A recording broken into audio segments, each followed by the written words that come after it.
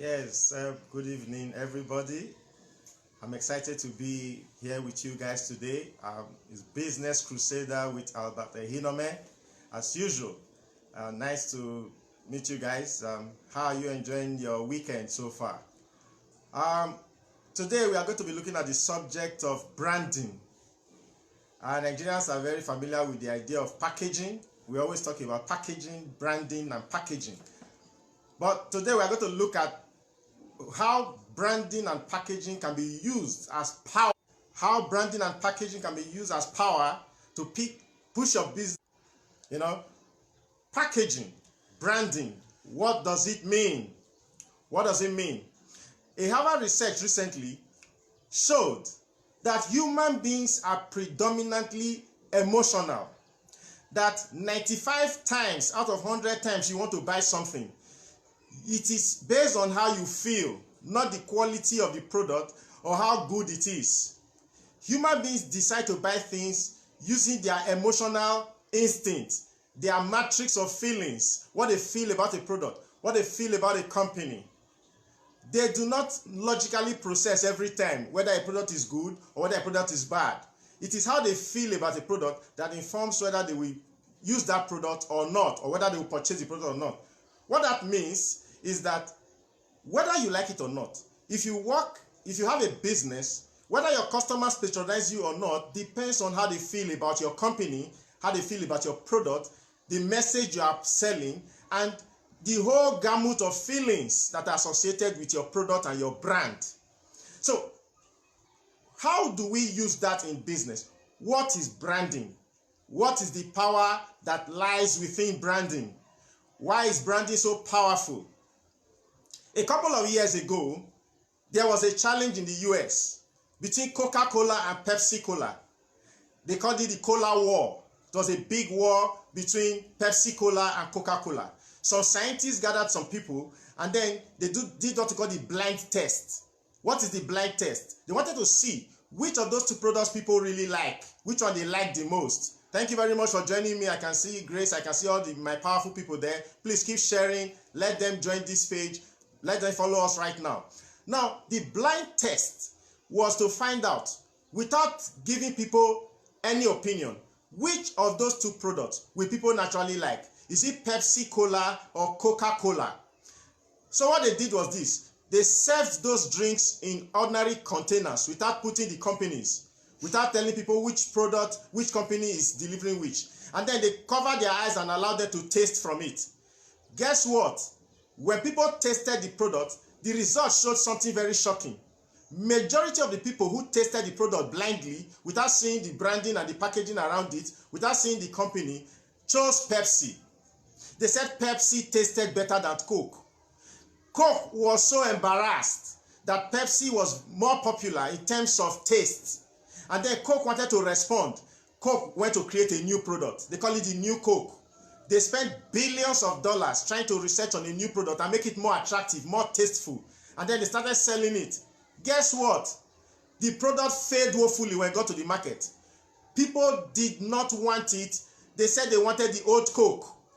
And then Coke got confused. Why did we lose the blind test and then people still say they want the old Coke? Until they did another test and found out something. You know what they found out? They discovered that people, by merely seeing the bottle of Coke and the logo, fell in love with the product. When they asked people on the street which of those two products would they like to consume, the people chose to consume Coca-Cola because of the brand behind it. But in the blind test, Pepsi-Cola won. So what does that tell us? That human beings are not just objects who consume things because of the quality and the taste. Most people consume things because of how they feel about the product, because of the history behind the product, because of the brand power of the product. And so branding is very essential in business. If you understand this concept very well, it can bring millions of customers to you, it can bring millions of naira to you, just simply understanding the power of a brand. So first of all, let me look at the concept of branding. What is branding? What are we trying to do when we are branding? Branding is simply creating a white horse where there are many dark horses. That's the best way to put it. trying to differentiate yourself in a world of competition. The reason is because your business has a lot of competition. People are there that do the same thing you do. Branding allows you to differentiate yourself, to set yourself apart from the competition. Without branding, you will be mixed up in the crowd. People will not be able to tell the difference between your company and others. So branding allows you to have differentiation. Branding allows you to be that white horse among the dark horses. It allows people to relate with you based on the vision and the image that you want to create in them. Branding involves three major elements. The first element of branding is what we call brand identity. Brand identity. The question in brand identity we want to find out is, what do you stand for? What are your instruments of visualization? What are your visual images? Your brand identity has to do with your logo, your business name, your slogan for business, your colors you use to show your company. That's what we call your brand identity. I go back again. Your logo, your business name, the colors you project to people, and even your packaging of your product, your packet, is part of what you call your brand identity. The second part of your brand is what we call your brand image. What is your brand image? What people think of you when they see your brand identity. The image that you sell in people's minds when you create your brand identity. What people think of you when they see any symbol that comes from your business is what you call your brand image. For example, when you think of a cat in Africa, I said something like that before. Most people, when they see a black cat, the first thing that comes to their mind is witchcraft, evil. When people see red color, for instance, the first thing that comes to their mind is danger. That is the image that is associated with the symbol. So, in this session, I'm going to break it. Brand identity, brand image. The idea is that those two things, your images, your symbols, your name, your logo, your packaging, should be so consistent that when people see anything that comes from your business, they should be able to relate with you on that term and form a good brand image. Now, the brand image which you project to people, what people think when they see your brand identity, is what you want to condition to ensure that you have continuous patronage. Because whether people will patronize you or not depends on how they perceive you, how they see you, how they imagine your product and services, what they think when they see your company, when they see your symbols. Now, when brand identity and brand image come together, when they are perfectly aligned, when they are together, it leads to what we call brand loyalty. So let's go back again. Your brand identity is your symbolisms. Your brand image is how it appears to people. And your brand loyalty is what you gain when people love your product and love your brand and want to patronize you. There's a company in the world called Apple. When Apple wants to release its phones, people queue for days, millions all over the world just to get an iPhone. How can people queue for a product that has not yet been released? Just because the company said they are going to release a product on Monday next week, the whole world will queue for it.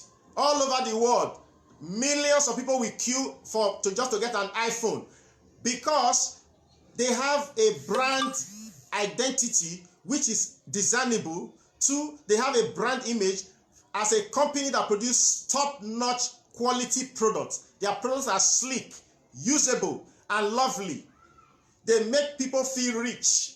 That is the brand image. Now, people now pay back to the company by being loyal to the company.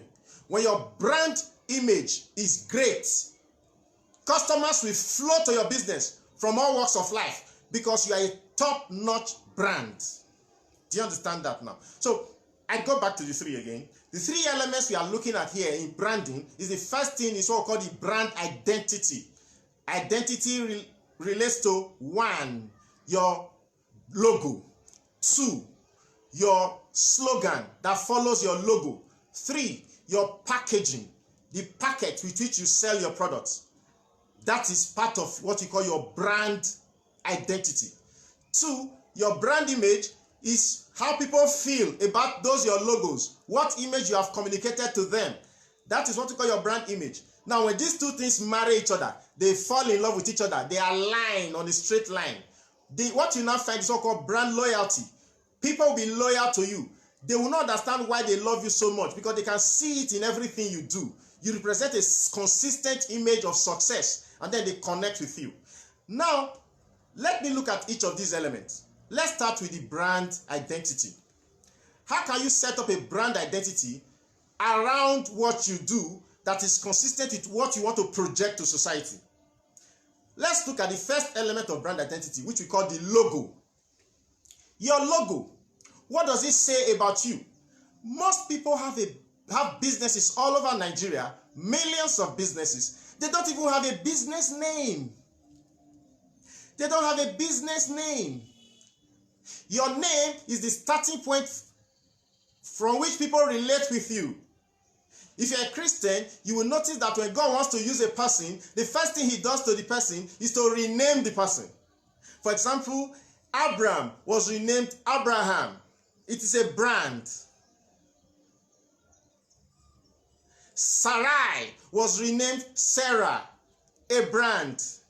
Jesus Christ was named from heaven. God named him from heaven because he knows that the starting point of any venture is naming. Your logo must answer the question, who are you? What does your business stand for? The question your logo answer is, who are you? What does your business stand for? What do you do? Your logo should carry your name or your business object, what you do. People should not look at your logo and be asking, what is this man for? What is this business for? I'll give you examples. When it comes to the business name, the first thing is your logo. And I told you, there are 4 or 5 ways you can have your logo. 4 or 5 ways. The first thing is that your logo must have your name inside. Companies that have obeyed these rules are Coca-Cola. A logo, Coca-Cola, clear, excellent. You don't need to ask what this company is. It is a sun in the sky. It is obvious that it is there and present. When you look at MTN, you see their logo has MTN. Excellent, following the rules of logos. When you see Nike, it's a good symbol, but the name, the company logo has its name, Nike. It's a shoe company.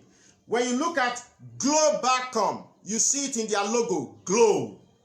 Glow. You don't need to think, which company is this?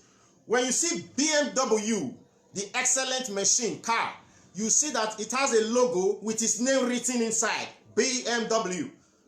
When you see Nokia, it's a brand. The brand, the logo of that company is reflected in its name.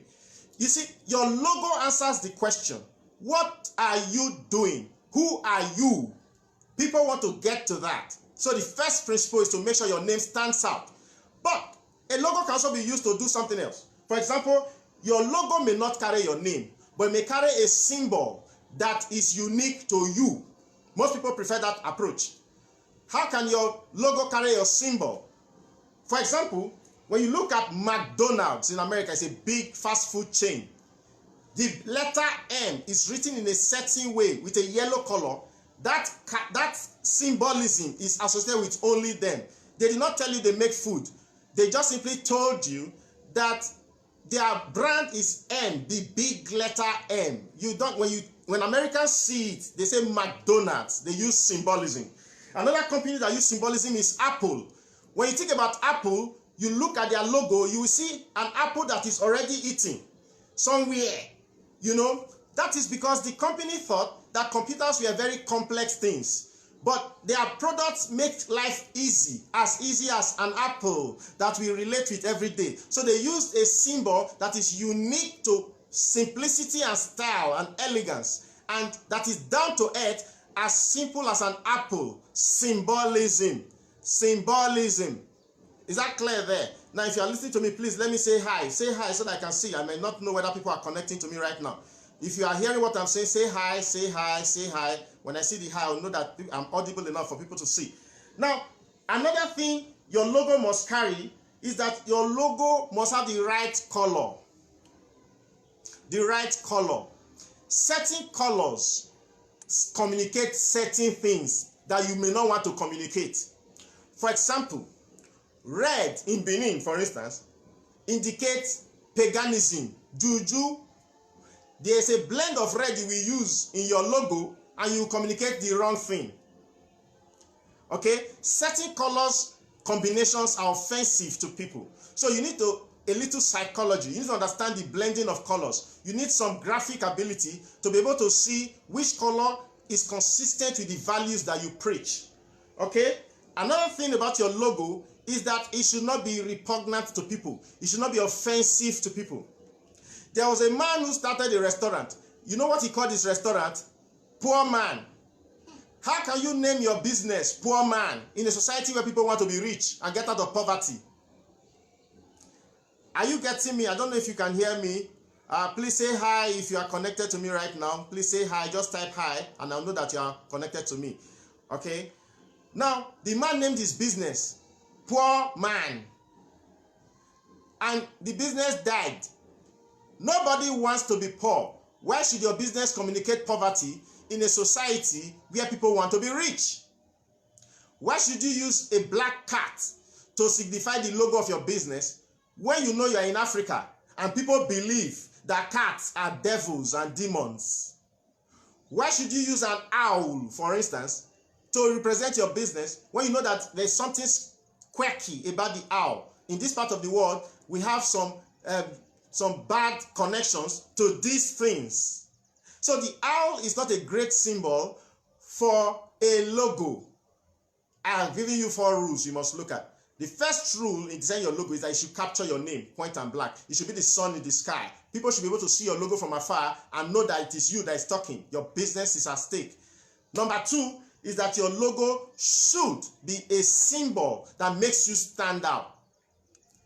Symbolism. Excellent symbol. I gave you Apple there. I gave you McDonald's. There are many companies that do not carry logos, that do not carry names of companies, but it carries the symbolism. Then I told you your logos must not be repugnant to offensive to the society in which you function. Okay? I'll give you an example. There's a club called Manchester United. They also call them the Red Devils. Now, the Red Devils, that is because it's a secular society. England is a very developed secular society. The word devil does not scare the typical Englishman. But you cannot call a business Red Devil in Nigeria. There's a cultural connection to devil. The devil is something that wakes up something evil in us. So you cannot have a club in Nigeria, for instance, and call it Red Devil. Nigerians may be offended. Or you call your business witchcraft. In the West, certain names do not carry the same meaning that it means in Africa. But in Africa, before you choose your logo should communicate that thing that you want to sell. Not something negative, something offensive to the environment in which you operate. That is very important. The second part of your brand identity is what we call your slogan. Your slogan is that expression that says what you want your customers to say or get from it. Your slogan answers the question, what should your customers do? What should your customers do? That's what your slogan shows. Most people do not know that all slogans that you see, the big slogans in the world, they are trying to answer one question, action. It should tell your customers what action they should take. That's what your slogan is all about, action. I'll give you examples of slogans that try to answer the question, action.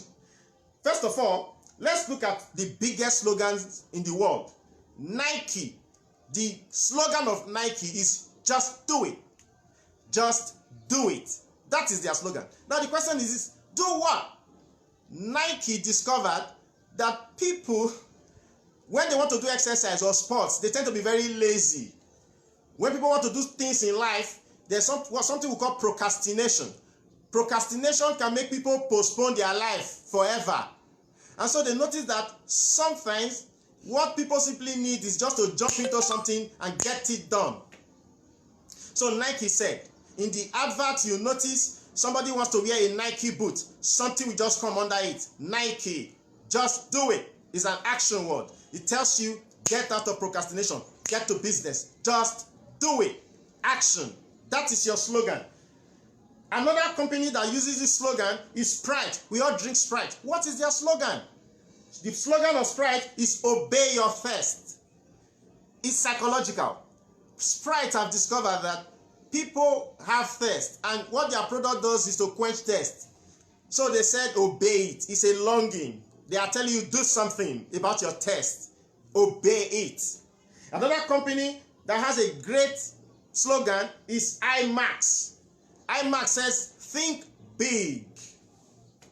Think big. That's because it's a cinema company. They do big screens. What we are used to every day is to watch small screens in our houses. 14 inches, 28 inches. So they said, think big. Big screen, big screen. They are telling you, come to the cinema. Come and watch film on a big screen. Think big. You see, there's a logic behind these slogans. All of them communicate something. And like I told you, it communicates action. The second thing about a slogan, apart from action, is that a slogan must make people dream. People like to live in the dream world. Cinderella-like world. I don't know why. Why people want to live in the dream world. You know, because life is too hard. People just want to live it out. Dream, swim, move forever, and don't wake up from the dream. So your logo, your slogan should help people to dream, to imagine, to see the future that they want to live. A company that has been successful in doing this is Disneyland.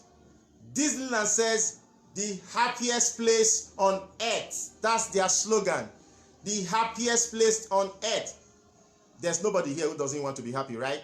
Everybody wants to relax once in a while. They just want to get away from the struggles of life. And so Disneyland said, come to Disneyland. It's the happiest place on earth. Wow. It forces people to imagine happiness bubbling forth, enjoying unlimited pleasure. It's a trick. It was created to give you the illusion of peace and paradise. That is what they want you to see. Dream. Another company that uses the dream mentality is DHL. DHL is a logistics company that moves products all over the world. You know what their slogan is? DHL says, we move the world. Theoretically speaking, you can't move the world, but in our mind, we wish we could move the world and roll it like a ball. Move it. Play with it. But the world is a very big place. It's not a concept that you can move. But they said, we move the world. Of course, you get the picture. They move products from one country to another, from one continent to another. And so they said, we move the world. It's a dream world. It's a dreamland. It projects what the company does and how they want you to perceive them as a company that has a global reach. So they said, we move the world. Please help us share this video. Connect to your friends. Let people see this video. The name again is Albert Ehinome. The program again is Business Crusader Live. All what we do here is business. It's everything business, from formation to running the business to expanding the business to all over the world.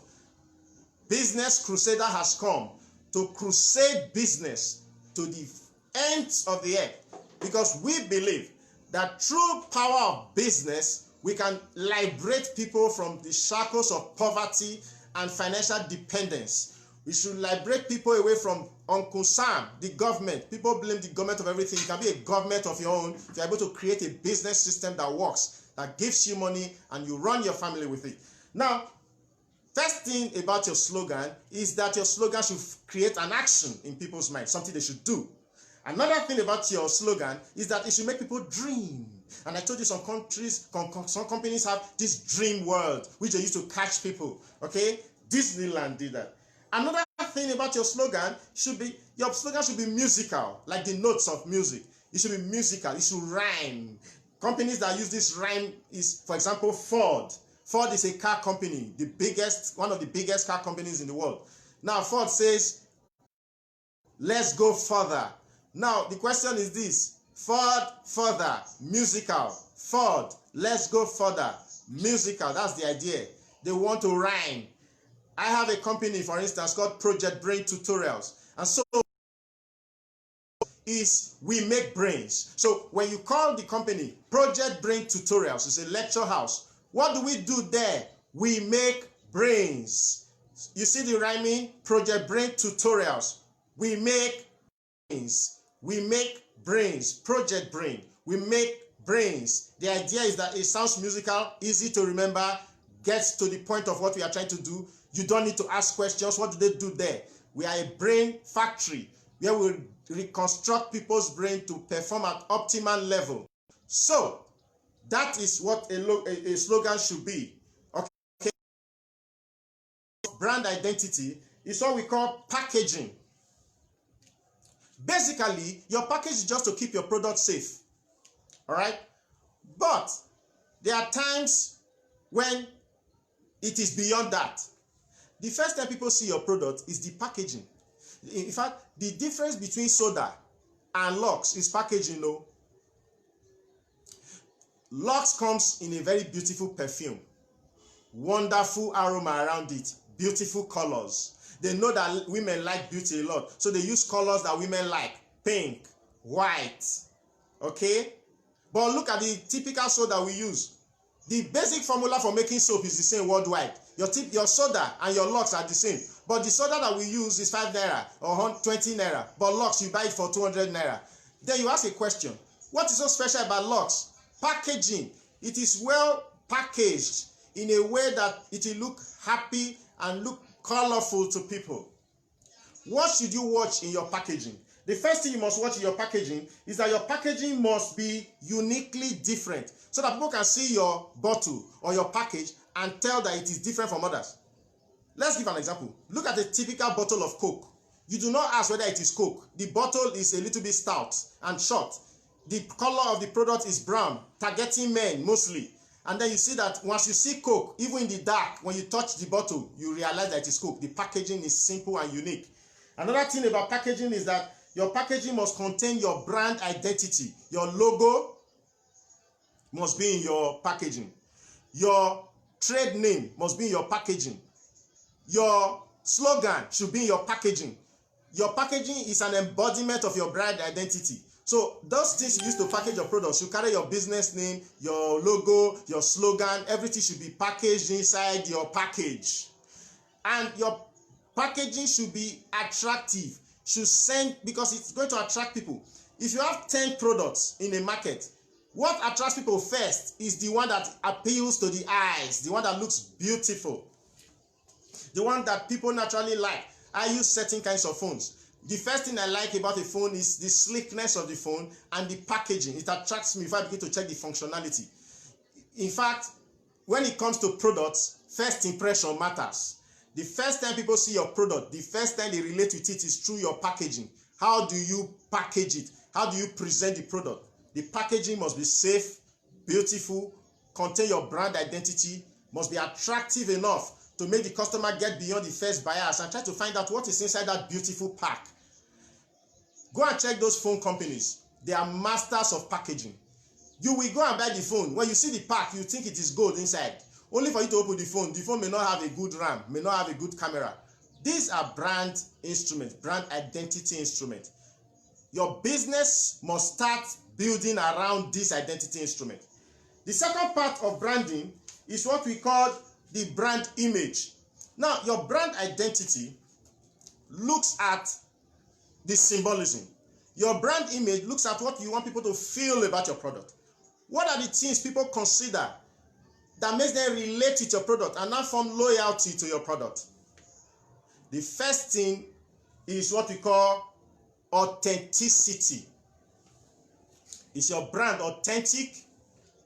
How do you feel when you see a girl, a Nigerian girl from a suburb, and then the girl is forming fone. It offends people, right? You notice some girls, and you know, how are you doing? A girl who has not traveled abroad before, they want to form that they have been to New York City. How do you feel? You feel offended because this girl is fake. Very fake. People like to patronize companies that are original, that are down to earth, that relates to their needs. So your brand should be authentic. That is, it should be real, close to you as a person. Your brand must communicate your values, pure and simple. Don't try to go and do what you are not. You are selling a business, you know you are not a very rich person, your product is targeting middle class people. You go and carry a brand for very rich people. No, your brand should be authentic. Number 2 thing about your brand to make the image stick to people's mind is that your brand must be consistent. Now, I want to take this seriously. Consistency is very important in branding. Consistency is repeating what you are doing in a way that people can remember that it is you that said it yesterday. You that is talking today. Sometimes when we talk about God, you know, Christians say that. They'll say, God is the same yesterday, today, and forever. What they are saying, trying to say is that God is consistent. It doesn't change. Why do we like things that don't change, that are consistent? Consistency does not mean inflexibility. It means that when you are doing a set of brands, do not be switching your logo and your brand every time. All your documents, all your business materials should carry the same colors, the same brand, the same logo, the same design. The colors should be consistent. What you promise your customers, deliver it on a consistent basis. Consistency is key when it comes to branding. The first thing I told you about is that your brand should be authentic, close to who you really are. People believe that people cannot accept them the way they are. People can accept you the way you are. There's a popular program in Nigeria called Big Brother Nigeria. There's a certain guy called Efe who won one time. You know why the guy won? The guy won because he was authentic. Okay? I remember that time he cannot speak some good English. He will say based on logistics. Based on logistics. There were people in that show who were touche, elegant. I mean, they were sophisticated. But people, Nigerians related with Efe because they like the way he talks, the bad pidgin he speaks, the based on logistics. He was not forming. He was direct, straight, and easy to relate to because he was authentic. If he got out of that his Delta Wahala and wanted to form Fone, wanted to do something like that, he would have failed. Now, because he was a funny looking guy, he was not from a very rich background, he stayed true to his identity. Authenticity is a powerful weapon of branding. The second part I mentioned is consistency. You cannot be doing bubu eke branding. You just sit down, today you say this, tomorrow you say that. Or you do something, after some time you change it again when things are not well. Your brand should be consistent over a period of time. It takes time for people to associate you with your brand, so you must be consistent. Your color should be consistent, your logo should be consistent, your slogan should be consistent. There should be things that people just see and know that it is you. It should not be changing like Nigerian, like NEPA. You should not be, I mean, your brand should be so consistent that it is like the sun in the sky. Anytime you wake up in the morning, you see the sun there. It's always there. It doesn't become pink sometimes. It is the sun. It has the same configuration. We know what it is. We can tell the difference between the sun and the moon because the sun is consistent in its brand. The moon is consistent in its brand. The stars are consistent in their brand. People relate to you when you are recognizable and consistent. Another thing about your brand is that your brand should look like you, or you should look like your brand. Look, talk, dress, act like your brand. That is another aspect of consistency. You cannot be selling a product to rich people and then talk like a poor man. You cannot be selling a product to educated people and then talk like a market woman. You cannot be selling a product to poor people and then begin to act like a rich man. Your brand should be consistent with what you believe in so that you will talk it, walk it, talk it. Let me explain how you can use that, for instance. Mercedes-Benz. When you think about Mercedes-Benz, three things come to your mind. 1, class. 2, wealth. 3, success. That company makes products for rich people in their 40s who have arrived, who want to have the ultimate driving machine, who want to use the classic car. They want to differentiate themselves from the commoners. Now, because of that, when Benz, Mercedes, when the company wants to hire people, you know what they do? They will ask you 3 questions. I was shocked. You cannot work for Mercedes-Benz if you are looking like a poor man. You cannot. Their brand is luxury, class. You know what they do? If you are very qualified, they will hire you. They will give you a Mercedes-Benz S-Class. Make sure you drive a Benz. They will put you in golf clubs where you meet rich people. They will touch you up within 6 months to make you rich so that you feel the emotion of riches. So that when you are talking to their customers, you don't talk like a person who is begging to buy. Rich people do not want to, they don't want you to beg them. They want you to talk confidently. Tell them what you can do. So when you are selling the Benz car, you are going to say, look at it. This is a typical 6-cylinder engine. Ultimate class drive. The seat is this. This is this. The computer is this. You sell it like a rich person. You drive the car around. You talk rich, dress rich, act rich. So the person will say, yes, this is my brother. Because the product is targeted at rich people. Okay? It's a high-end product. The workers should be high-end. They should talk rich, dress rich, act rich.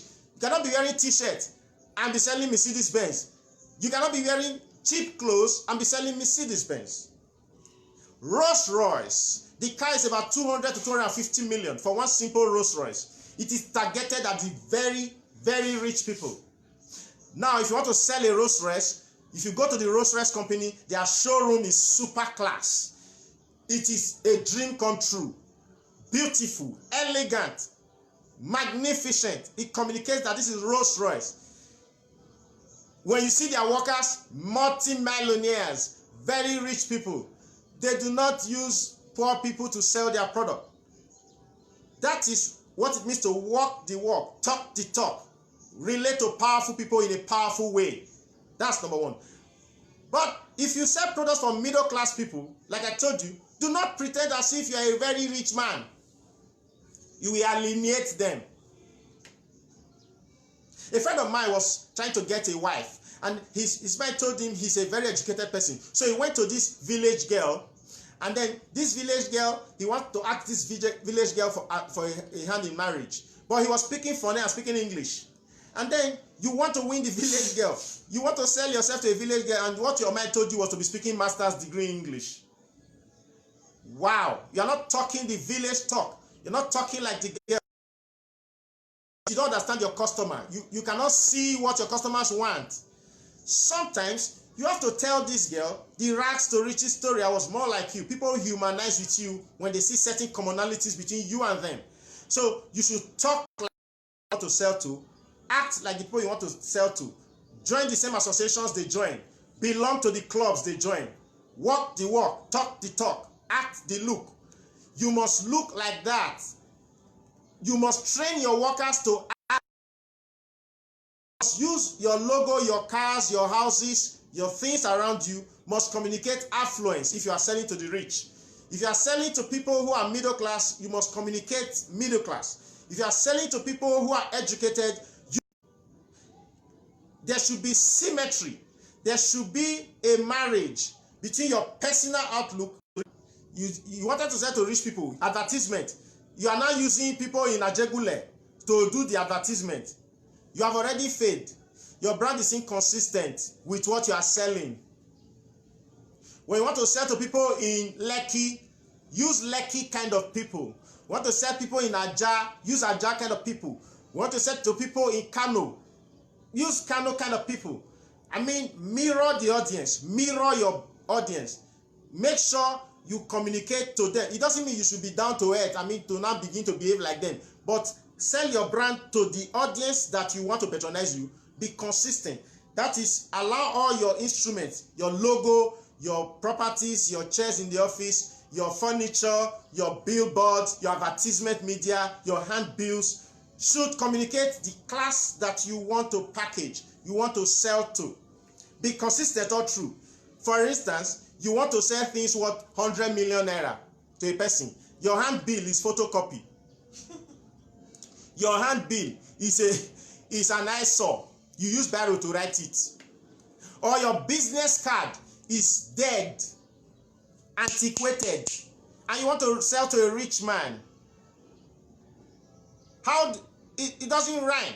But if I want to sell to Dangote, for instance, my selling document should fit his profile. My brand should be consistent. I should be able to communicate to him that I understand his world. You know, that's the idea. These are the things you consider in branding. When I'm advertising to that customer group, my advertisement should reflect.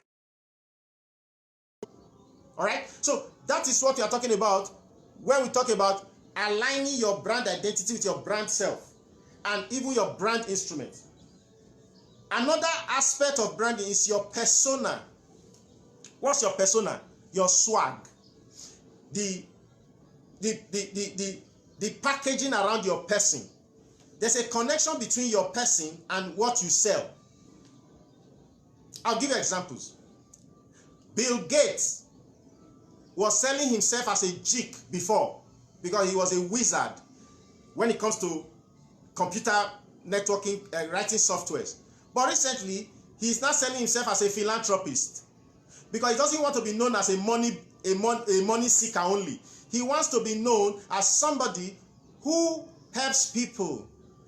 That is, he's very consistent. If you go and check his LinkedIn page, you will see that instead of writing head of Microsoft, he wrote philanthropist first. That is what he wants to say to people. So your persona, what you say to people should look like that. I am a fan of Michael Jackson. And Michael Jackson, when he wants to sell himself, when he wants to come on the stage, he comes like a god. Super class, beautiful light. The stage is super class. Before he even starts dancing, people will start fainting. Because his persona is consistent with his music. He wants to tell you, I will blow you away. And literally, he blows you away by using lighting, stage pyrotechnics, magic, and so many things that make him look magic, bizarre. You cannot be telling people you want to blow them away. You come to the stage, you are looking like a pregnant woman. Michael Jackson blew the world away by using super class stage performances, well-rehearsed move footwork. He wants to give the imagination that he is a great man, all right? That he's going to blow you away. People paid millions 6 months ahead just to go and watch Michael Jackson perform because they know that he's going to blow them away. Somehow he blows them away. Persona, all right? When you think about Jesus Christ, for instance, you do not think about somebody who is smoking igbo. You see him as a person who is serious, who knows where he's going in life. And so his persona matches it. He doesn't talk like a street guy. He talks like a visionary. And so people relate to his vision. That is his persona. Your persona must be consistent with your brand. Another aspect of branding is communication. Most people have beautiful ideas and beautiful business ideas, but they do not have the ability to communicate it. Every businessman must learn the art of communication. Presentation skills, image building skills. You know why? A fool that knows how to communicate his ideas is considered wise. An intelligent man who is dumb, who cannot communicate himself, is considered a fool, default. Let me say that again. A fool who expresses himself with confidence, with zest, is considered wise. Whereas a man who is intelligent, who cannot communicate himself properly, or who sends mixed messages with his communication, is considered a fool. Which means communication is important. As much as you do the do, talk the talk, and communicate it neatly, sometimes the way you present something is more important than what you are presenting. People perceive you according to what you have sold. If you do not sell your business vision to people in a way that they can accept it, they will not believe in it. Your logo, nobody will tell you. You are going to tell people what it means. So it is not them. They will form their opinions, but you are going to tell them why you are using the logo. MTN everywhere you go. It is the company's job to sell that concept to all of us. All right? So, communication is part of the art of branding. You must communicate your ideas in advertisements, in your products, in talking to your workers, in talking to your customers. You must be somebody who is able to express the vision and ideals of your business in words, in pictures, in music. Sometimes you may not even need to talk to express your ideas. Only a song can communicate what you want people to feel about your product. You are selling products that make people relax. You are using Terry G to sell it. Nak you akpako. You are using heavy metal to sell a product that makes people sleep and relax. Alright? So, like I told you, communication is key. And there are different forms of communication. We have the verbal communication. We have the non-verbal communication. So, these are some of the things you consider when deciding to brand your company. Like I said again, you start with what we call a brand identity. This you can see by branding the physical aspects, the imagery of your business. What is the imagery? 1, your logo. 2, your symbols. 3, your colors. 4, your trademark. 5, your slogans. 6, those things put together form your brand identity. And like I told you, the purpose of your brand identity is to create a brand image in the hearts of people, in the minds of people, something recognizable, something that makes you stand out from the competition. It's, like I told you, it's creating a white horse among the black horses. That's what branding is all about. Differentiation, identification. And you must own your brand. You must own it. Nobody will sell your brand for you. You must practically own it. Look at the shirt I'm wearing. You see PB there. Project Brain, that's my company. And then you see we make brains there. People, when I walk on the road, on the street, people ask me, what is this? What do you guys do? And I'll tell them, look at the back of the shirt. They will see it there. That's my business at the back. I cannot show it to you right now. Now, that is what branding is. It communicates something. I've been able to win some customers just because of the brand that I project. Customers relate with me on my brand identity. People sometimes don't even know my name in Benin again. They call me my company. That is because I am doing effort to sell that consistent brand. A business without a brand is lost in the crowd. It's just anywhere. Anybody, any Dick and Harry will come and patronize you. I will end this session by giving a story. A short story to illustrate my point, what branding is all about. A certain man went to learn how to repair Cadillacs. Cadillac's an expensive American car. And then he learned it, he's an expert in repairing Cadillacs, and then he set up a shop and called it Cadillac Village. Cadillac Village. But he did not get customers right first. For the first 3 months, he did not get one Cadillac customer, because he could not relate with Cadillac people. And then, when his rent was about to be due, he, in a bid so that he would have money to pay his rent again, he now consulted a friend of his who told him, you can repair other cars, so you better repair any car to survive. So, the next day, a Volvo car came. Somebody came with a Volvo and said, please, my car is bad. He can fix Volvos, he can fix Mercedes and other products. And then, out of frustration, this man said, okay, bring the Volvo, let me fix it. As he was fixing the car, somebody drove a Cadillac to his shop and saw that he was fixing a Volvo. And then the person just went back. You know why? A Cadillac is a classic car. People who drive Cadillacs do not mix up with people who drive Volvo cars. All right? Because they have worked hard. They want to differentiate themselves. You know what happened to him? He lost that big customer. And that customer will go and tell other people that man is not serious. He doesn't even know what he wants. Your brand should not communicate that you don't know what you want. So he lost the customer. But what should he have done? If you know you are selling Cadillacs, go and register in a club of Cadillac peddlers, people who sell Cadillacs. Join the big league. Roll with the big boys. Find a way to join associations. Meet them where you see them every time. Cadillac people play golf. They don't play table tennis. Cadillac people are either politicians or big businessmen. So you cannot be selling Cadillacs and then you are selling it in a place where people use Volvos a lot. That's just a simple story of how your brand can be miscommunicated. He lost a customer. Secondly, I'll give you an example of what I just said again. For that Volvo, the cost of fixing a Volvo was not more than $200. But only one Cadillac would have made $5,000 just to fix a small part of the Cadillac, because all his parts are expensive. So because of $200, this man blew away $5,000 because his brand image is not consistent with his brand identity. And so he lost a customer. Branding is the soul of business. It is the image that you sell to society that makes them to keep coming and coming and coming and coming.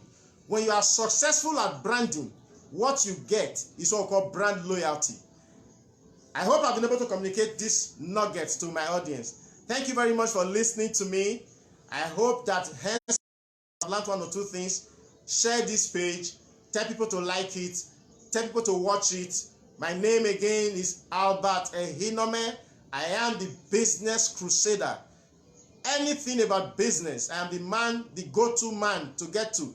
I'll teach you the nitty-gritty, teach you what it requires. You may not need it. You may have a brother who needs it. You may have a sister. You may have somebody who wants to succeed in the world of business.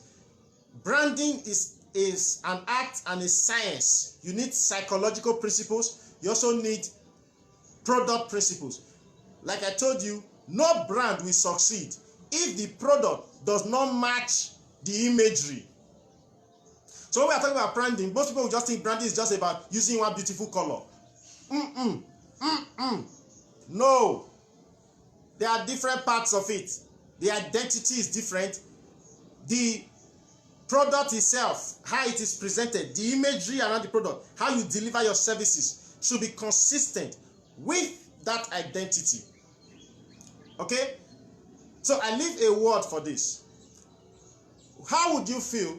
There's somebody who believes you make products for women. Let me tell you another thing, getting on the ground with your brand. You make products for women. And then, as you make products for women, you now hear that there's a rape story going on. Rape. And then a woman has been raped. You know your product is for women. You target women. And then you now go on TV and you are blaming the woman that was raped, that she was not dressing well. You are going to send a negative anger to the public. But assuming you make products for women, and then you see that an issue of rape is going on, and then what did you do? You ran into the issue, and then you came out, used the opportunity. Take opportunity. Always don't waste space. Don't waste that story. You come out and say you stand for women. Women are what it is. Women are great. Women are sophisticated. Women are powerful. That's why you make products for them, to bring out the freedom of the woman. You go and donate to a cause that supports women. That means you have a consistent brand. So, you see, it is not just the image. It is also how you present the image and what you stand for and the causes that you support. So, you must know that you must not send multiple images. You must send a consistent, unique image for you to have a great brand. Thank you very much. Like this page, share it. I hope I've been able to communicate what branding is all about. Thank you very much. I didn't see the thing scroll, so I couldn't tell who was watching and who was not watching. Thank you so much for joining us today. My name again is Albert Ehinome, and this is the Business Crusader. And then I hope one person or two must have learned the importance of branding in business. And then you brand all your businesses. Make sure they represent who you really are and what you want people to think about your company once they see your instrument of business. Peace. See you again next week on Saturday by 6 p.m. for another riveting topic on another business subject. Thank you so much. Thank you for watching. Bye.